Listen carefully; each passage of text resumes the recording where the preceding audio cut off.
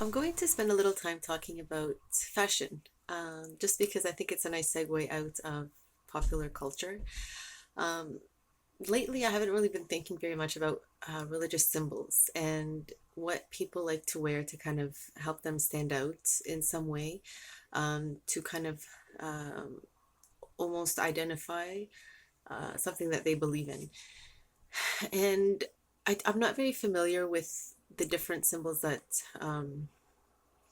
are prevalent or the origin story behind them. So I'm just going to just to kind of allow people to think for themselves what they themselves have as religious symbols and to what degree they practice them. Um, I'm going to keep things just sort of like a step backwards from that. So growing up, I never really thought about wearing the hijab, we call it, or the headscarf, as anything that was out of the norm. um, it's just kind of like a weird conundrum, how each child typically when they see something that looks outside of a norm, it's not really outside of a norm for a person unless they change it about themselves.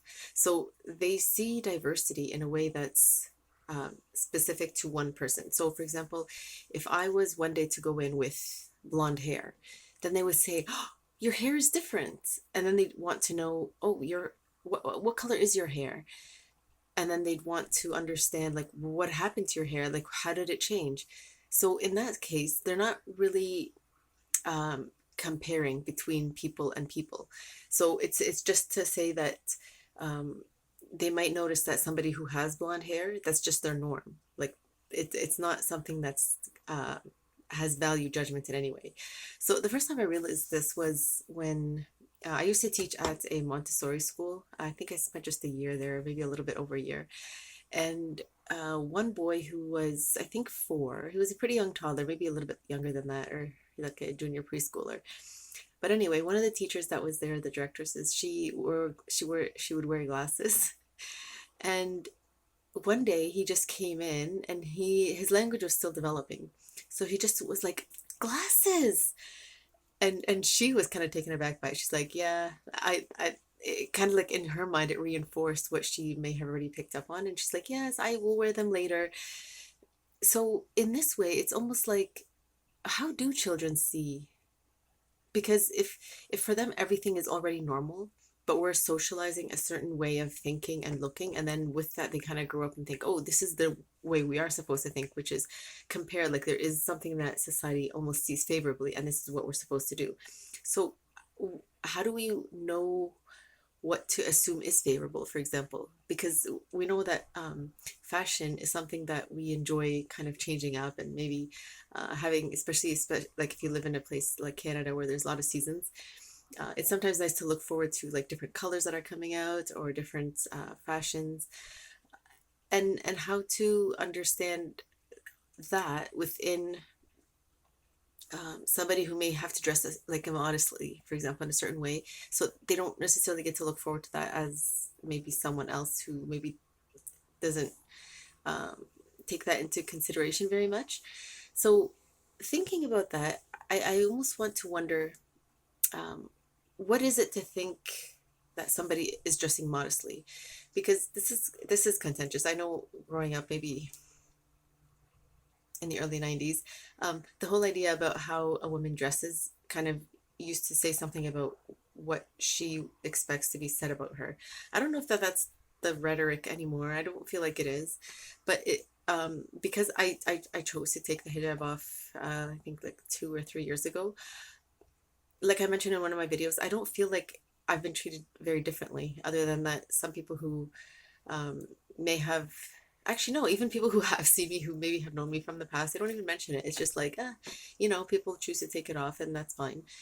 So it almost helps me kind of reiterate for myself what we know about dogma, is that sometimes maybe because in the past it was difficult for um, certain communities to almost draw a limit with how to understand intergender relations, and if they knew that we have to be a certain type of modesty around women, for example, and we were men and we had a difficult time knowing like where to draw the boundary, knowing that you wore this was almost like a type of modesty. It's almost like deter us maybe from trying to make any kind of advance. Who knows? Like it's really difficult to say what the context is that kind of helped um, certain cultures almost evolve, or certain ways of dressing evolve, or thinking evolve. But I do know that in the Islamic tradition, before the hijab became something that was instigated, one of the companions of the Prophet actually had suggested it to him before the inspiration actually came down.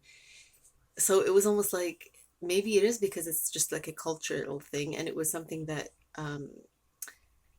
the Arabs by nature just feel a certain kind of protectiveness around their woman folk, as they call it, or maybe they used to call it back then. That it was like, okay, well, if this is something that you're comfortable for, then sure, we can like, kind of almost back it up with the scripture to say that it is okay. And then it becomes up to like men and women later on if they're trying to create a relationship together, and he says, I would prefer if you wear this, and she says, well, what if I don't? And then they can kind of decide together how they want to move forward with the relationship, whether or not it'll continue or won't.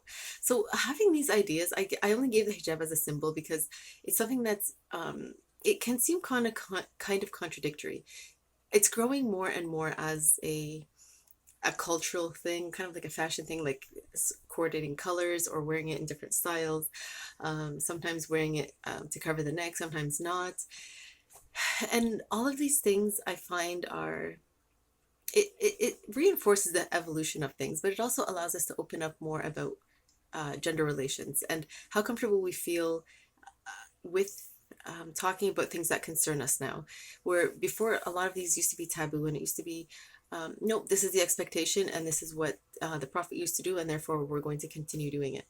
So I don't know how to kind of allow this conversation to evolve without almost assuming that people will wonder, how do we identify as, for example, Muslim, and do we want to have a way of dressing that identifies us that way?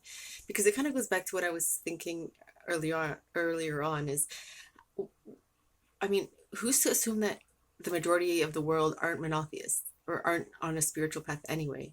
And then if that's the case, which I want to assume it is, why would people want to set themselves apart like that, other than that it might be culture, or it's just a comfort, and they just feel comfortable wearing or dressing like that, and so they're just going to continue doing that.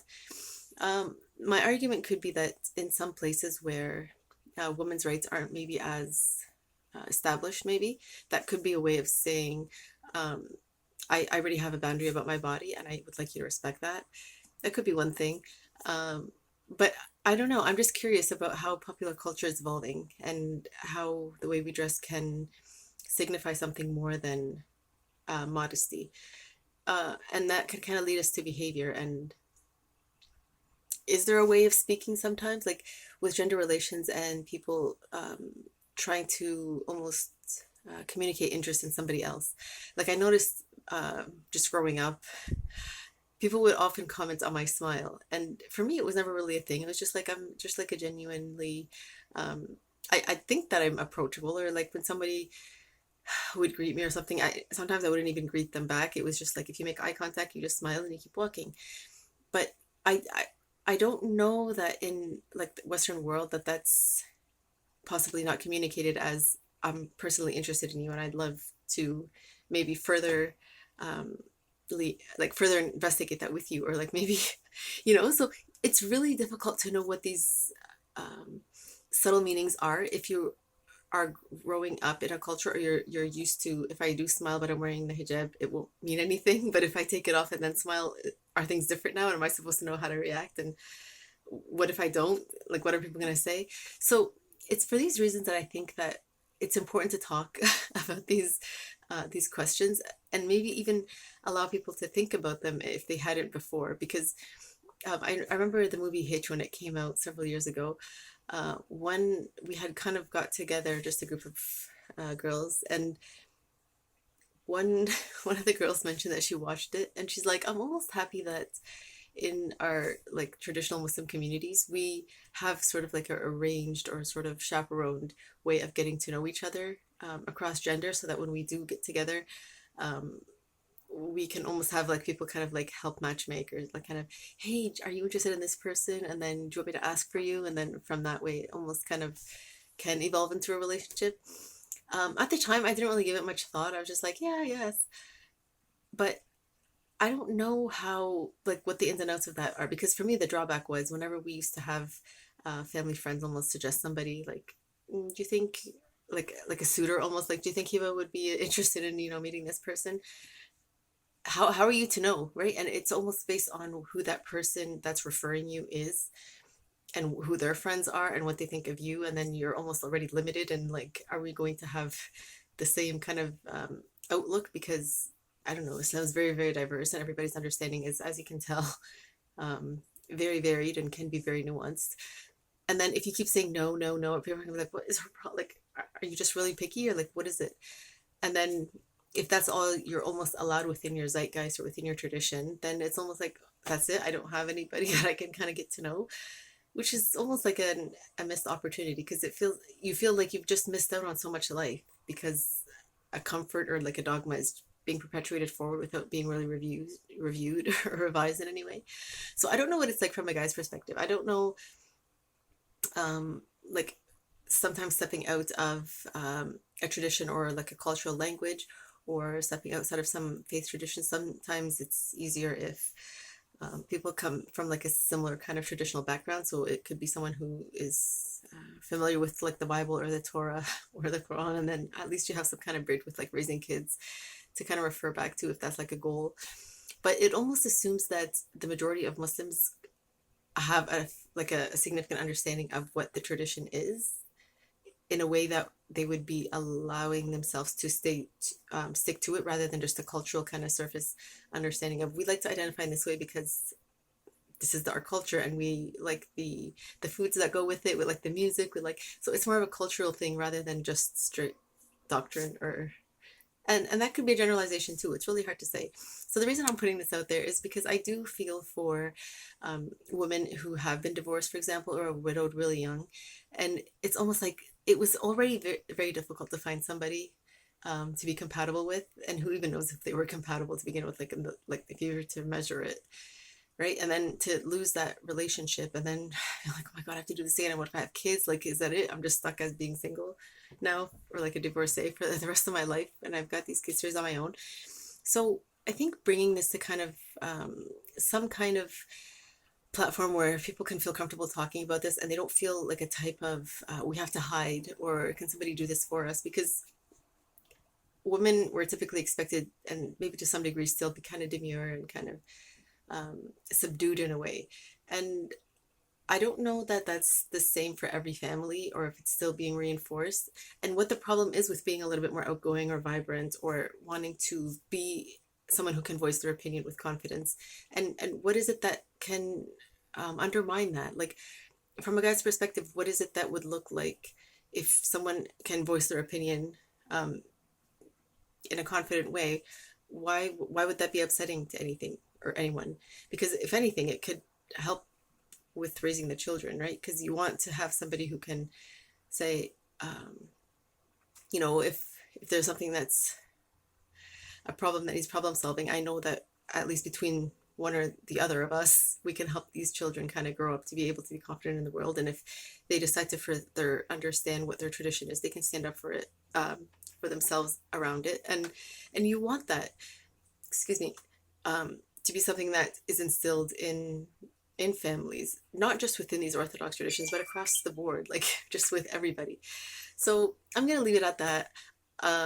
I know like sometimes people have different ideas around makeup and like loose fitting clothes versus maybe form fitting clothes.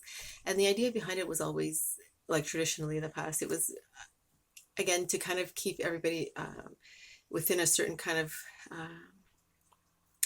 almost like correct comportment around gender, because maybe it took a while to have relationships and then understanding emotions and hormones and what's the correct way to interact with each other in a way that's that maintains family and kind of respect and dignity for everyone.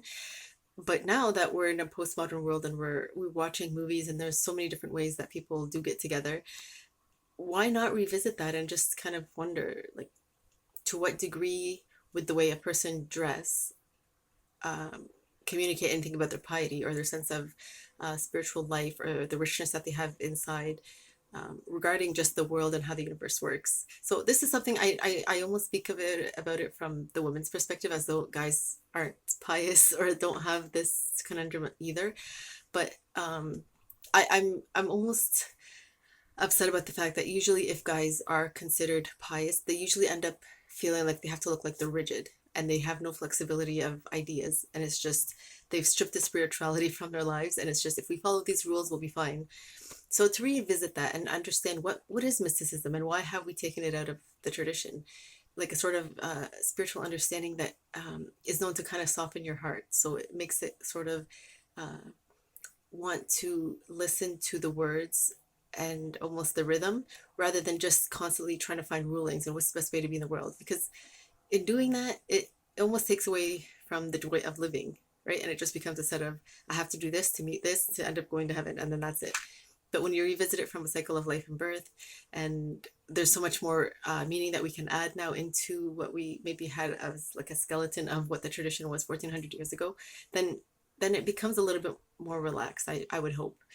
And so I'm going to leave it at that, and hopefully we can evolve these ideas.